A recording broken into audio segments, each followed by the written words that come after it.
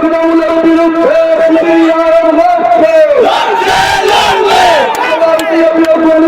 তৃণমূলের বিরুদ্ধে লোকসভা নির্বাচনের প্রাক্কালে তৃণমূল কংগ্রেস ছেড়ে সিপিআইএমে যোগদান করলেন জঙ্গিপুর পৌরসভার প্রাক্তন চেয়ারম্যান মোজাহারুল ইসলাম। শনিবার বিকেলে মুর্শিদাবাদের রঘুনাথগঞ্জের জোতকমল এলাকায় কয়েক হাজার কর্মী সমর্থক নিয়ে সিপিআইএমে যোগদান করেন তিনি। প্রাক্তন চেয়ারম্যান মোজাহারুল ইসলামকে পুরনো দল অর্থাৎ সিপিআইএমে স্বাগত জানান সিপিআইএম নেতা সুজন চক্রবর্তী। এই সময় উপস্থিত ছিলেন সিপিআইএমের মুর্শিদাবাদ জেলা কমিটির সম্পাদক জামির মোল্লা, সোমনাথ সিংহ রায় সহ অন্যান্য সিপিএম নেতৃত্ব। গত 2016 সালের শেষ দিকে সিপিআইএম ছেড়ে তৃণমূল কংগ্রেসে যোগদান করেছিলেন জঙ্গিপুর পৌরসভার তৎকালীন চেয়ারম্যান মোজাহারুল ইসলাম। 2022 সালের ফেব্রুয়ারি মাস পর্যন্ত জঙ্গিপুর পৌরসভার পৌরপিতার দায়িত্ব পালন করেন তিনি। রানিং চেয়ারম্যান থাকলেও 2022 সালে পৌরসভা নির্বাচনে তৃণমূল কংগ্রেসের পক্ষ থেকে তাকে টিকিট দেওয়া হয়নি, আর জানিয়ে তৃণমূলের সঙ্গে দূরত্ব তৈরি হয় মোজাহারুলের। দীর্ঘদিন ধরে পর্দার আড়ালে ছিলেন তিনি। অবশেষে এদিন শনিবার তৃণমূল কংগ্রেস ছেড়ে আনুষ্ঠানিকভাবে সিপিআইএমে যোগদান করেন জঙ্গিপুর পৌরসভার প্রাক্তন চেয়ারম্যান মোজাহারুল ইসলাম। লোকসভা ভোটের আগে সিপিএমের শক্তি বাড়ার চেষ্টা করছে বলে রাজনৈতিক মহলের অভিমত, যদিও এতে তৃণমূলের কোনো প্রভাব পড়বে না বলে তৃণমূল কংগ্রেসের দাবি। ব্যুরো রিপোর্ট, দিনরাত স্টার নিউজ।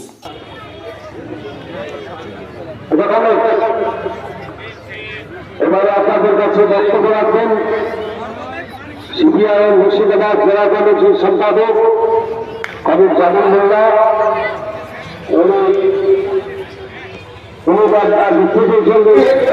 ঘরের ছেলে ঘরে ফিরে দিলাম।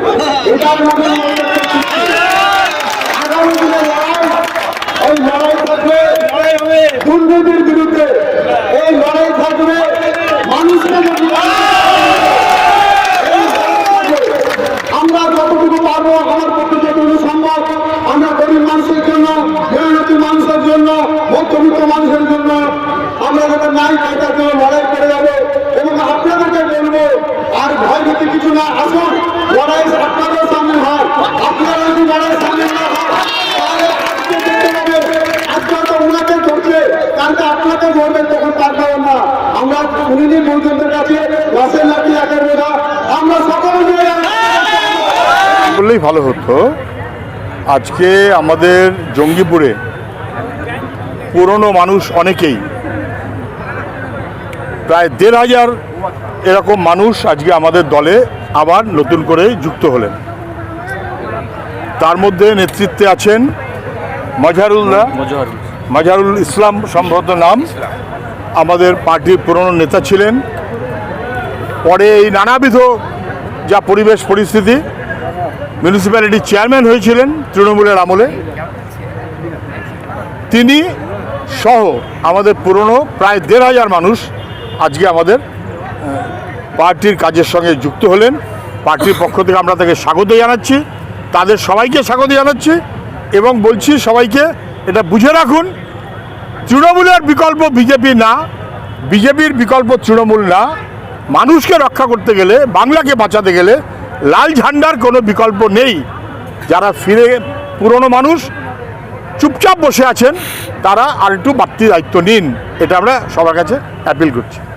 দেখুন, আমাদের পার্টির বহু লোক যারা বিশেষ করে গত 10-11 বছরে অত্যাচার, আক্রমণ, নানান কারণে জেরবার হতে হতে সরে গেছিলেন, তারা বুঝেছেন তৃণমূল কোনো ভবিষ্যতের পথ নয়, ওটা লুটেরাদের দল। এবং তারপর তার বিকল্প হিসেবে যারা মনে করছিলেন বিজেপিও কোনো পথ নয়, বরং বামপন্থার কোনো বিকল্প নেই, এই ধারণাটা মানুষের মধ্যে আরও একবার শক্তিশালী হচ্ছে, স্পষ্ট হচ্ছে। পুরনো মানুষরা আমাদের ফিরছেন এবং অনেকে নানান কারণে অন্য কোনো জায়গা থাকলেও তারা ভুল বুঝতে পারছেন এবং ফিরে আসছেন। কুণাল ঘোষ তৃণমূল কংগ্রেস, কুণাল ঘোষ মমতা ব্যানার্জির বদান্যতায় তৃণমূলের সম্পাদক, ভাইপোর বদান্যতায় তৃণমূলের মুখপাত্র।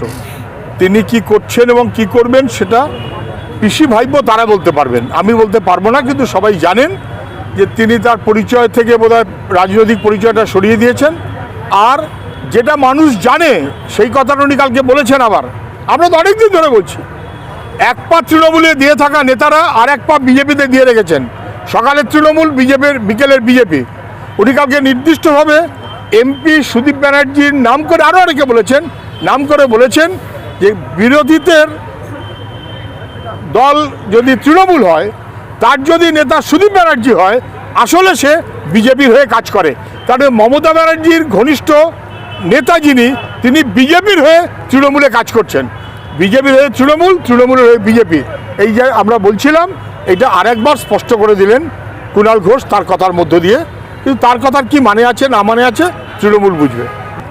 কুণাল ঘোষ বলেছেন কোটি কোটি টাকা ঢুকেছে সুদীপ ব্যানার্জির অ্যাকাউন্টে, তার তদন্ত হোক।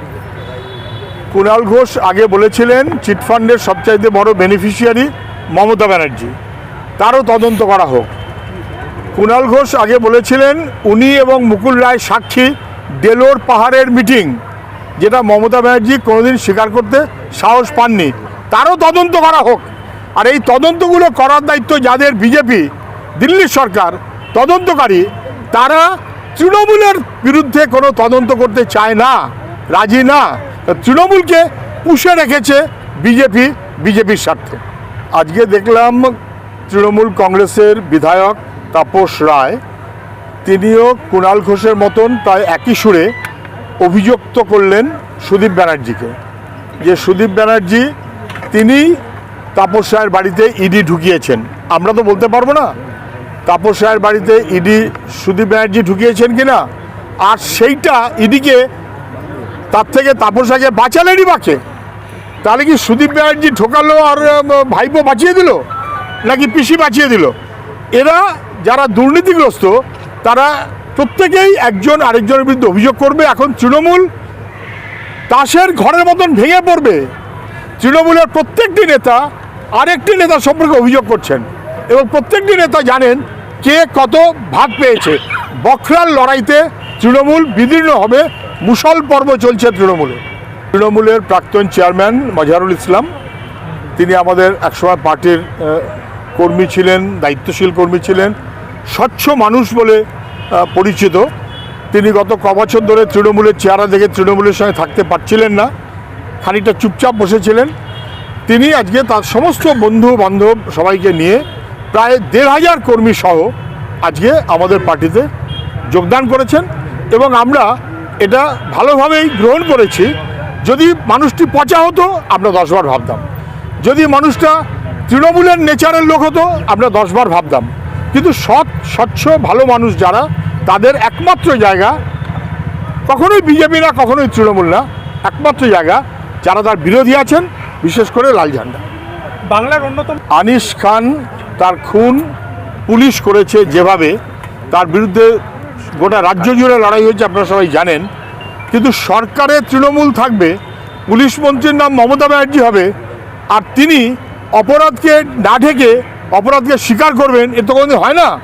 মমতা ব্যানার্জি শাহজাহানকেও ঢাকার চেষ্টা করেছেন, অনুব্রতকেও ঢাকার চেষ্টা করেছেন, জ্যোতিপ্রিয় মল্লিক, পার্থ চ্যাটার্জি তার মুশকিল আসান ছিলেন। যত অপরাধী কেউ কেউ ধরা পড়েছেন, এখনও অনেকে ধরা পড়া বাকি আছে, কিন্তু নিজে উনি সততার প্রতীক এই পোস্টারটা আর লিখতে সাহস পাচ্ছেন না। ধরা পড়বে, তবে তখন বলবো, যখন এটা সবাই বুঝতে পারছেন যে বিজেপি এবং তৃণমূল, তার বিরুদ্ধে সবাইকে একজোট করতে পারাটাই আমাদের কাজ। আমরা সেইভাবেই কথা বলছি। এটা ন্যাশনাল লেভেলে যেমন কথা হয়, রাজ্য স্তরেও তেমন কথা হয়, সেই কথাটা এগোচ্ছে বলেই আমি বুঝি। আলোচনা ভালোভাবে এগোচ্ছে বলেই আমার ধারণা।